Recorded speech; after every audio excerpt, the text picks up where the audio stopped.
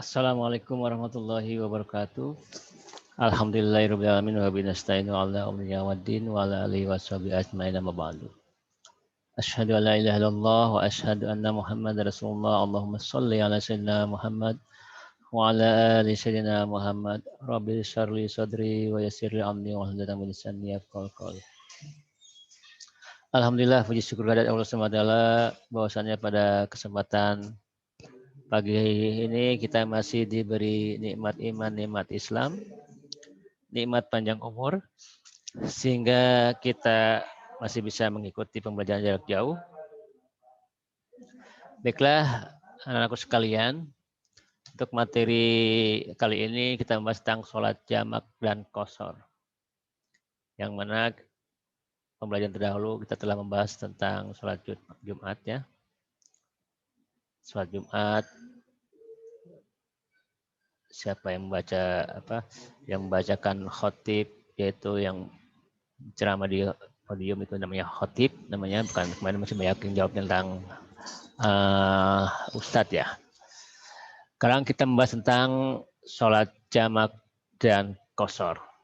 Nah, di sini ada gambar di dalam perjalanan ya, dalam camping ya, tetap ada suatu kewajiban, maka dalam perjalanan pun kita harus sholat. Saking wajibnya sholat yang 5 waktu itu, jadi dalam keadaan apapun kita harus mengerjakannya.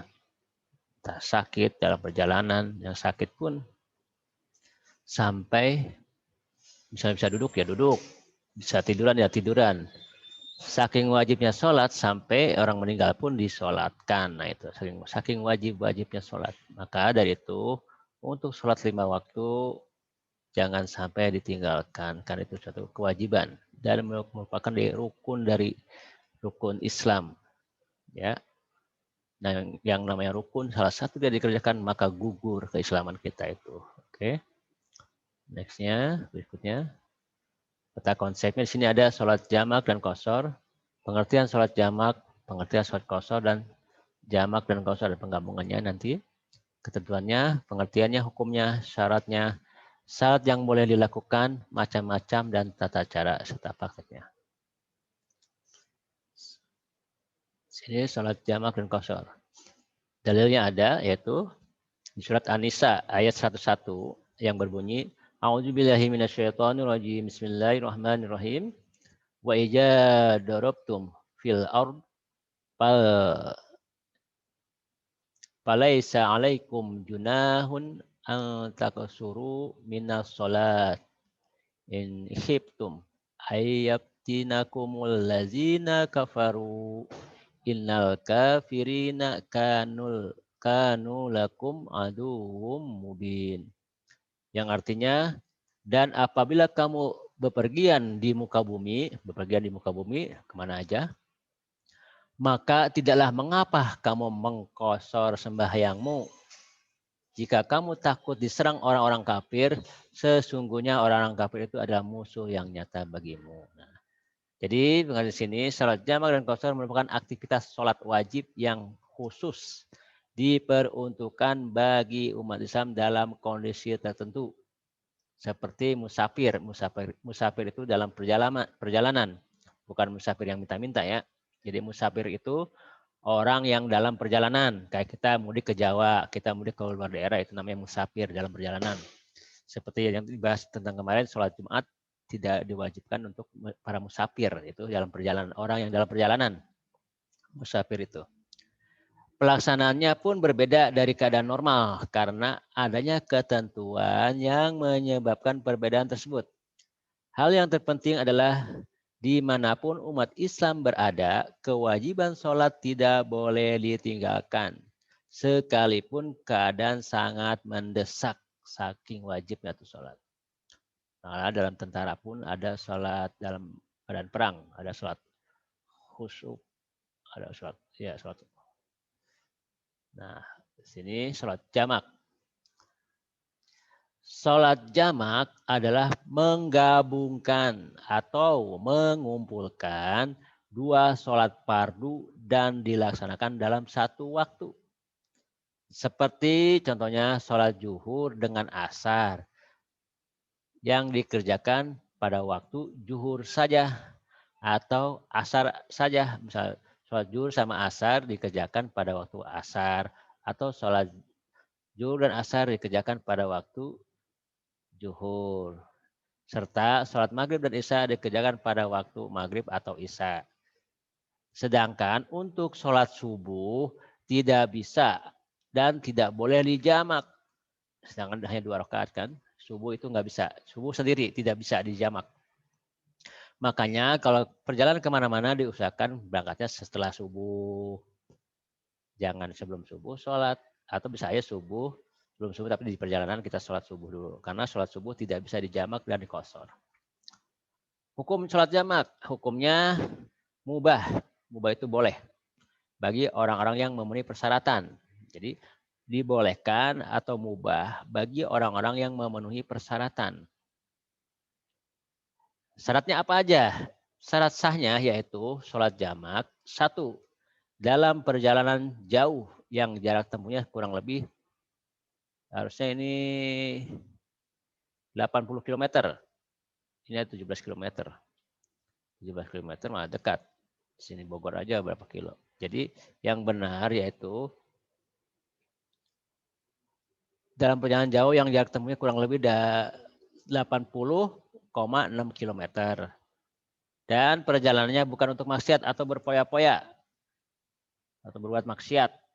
Namun tujuannya untuk silaturahmi, tafakur alam, berdagang, rekreasi masih bisa karena rekreasi itu bertafakur juga dia.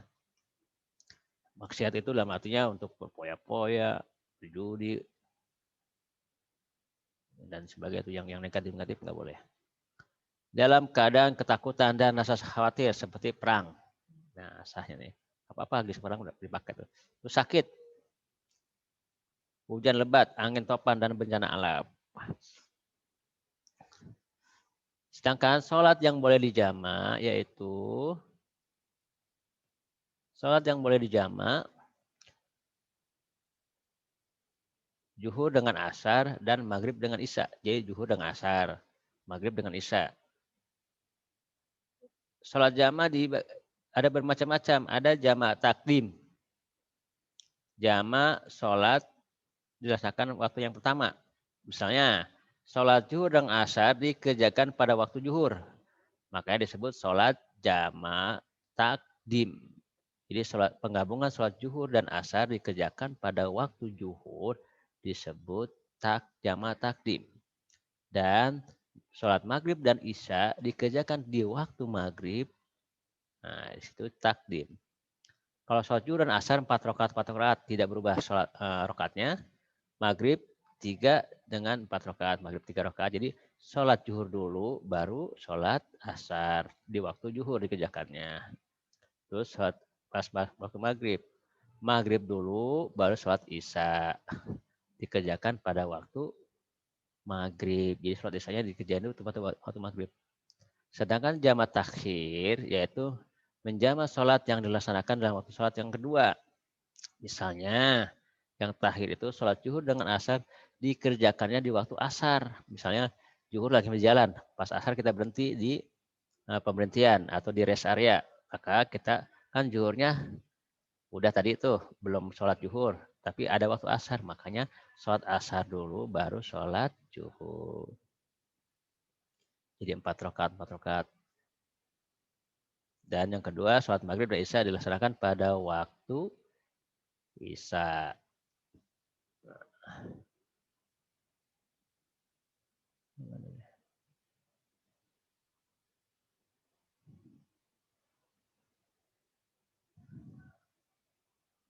Nah,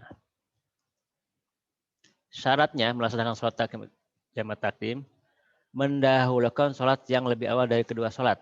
Berniat menjamak dia. Jadi misalnya dikerjakan waktu maghrib dan isya. Dikerjakan pada waktu maghrib, ya maghrib dulu. Terus isya. Asarnya asar atau maghrib. Isya, zuhur dan asar.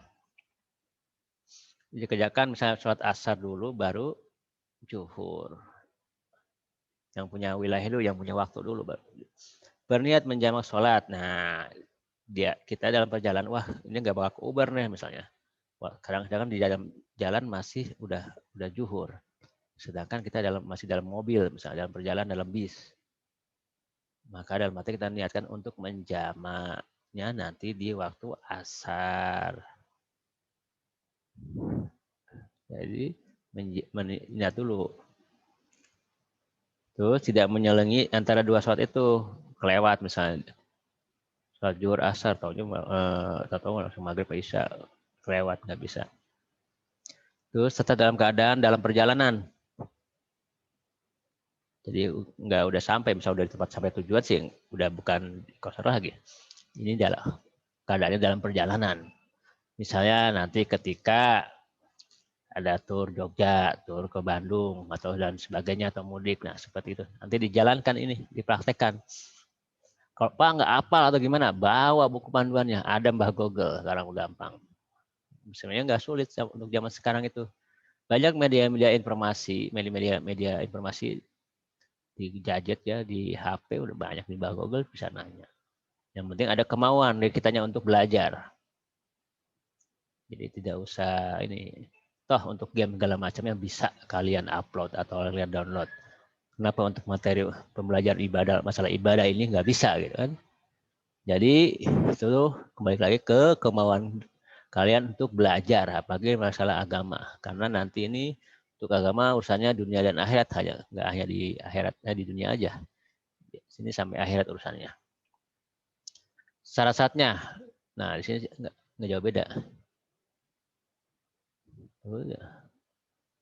Terus tidak boleh bermakmum pada orang yang menetap. Misalnya kita berarti di rest area atau di perkampungan orang, tapi orang kampung itu, orang situ sendiri kan tidak menjamak. Jadi kita memisahkan diri. Sholatnya kita niatnya sholat jamak karena kita musafir atau orang yang dalam perjalanan. Nah, seperti itu. Nah, sholat qashar nanti kita bahas berikutnya karena terlalu banyak ya. Yang penting sekarang itu kita mengerti sholat jamak dulu. Sholat jamak nanti kalian buka di buku paket atau di yang punya LKS-nya dibuka mengenai tentang bab sholat jamak dan qashar. Ya, nanti dibuka, dibahas, dipelajari. Baiklah, mungkin itu saja dari saya untuk hari ini. Nanti selanjutnya kita bahas tentang sholat qasharnya. Kurang lebihnya mohon maaf. Wassalamualaikum warahmatullahi wabarakatuh.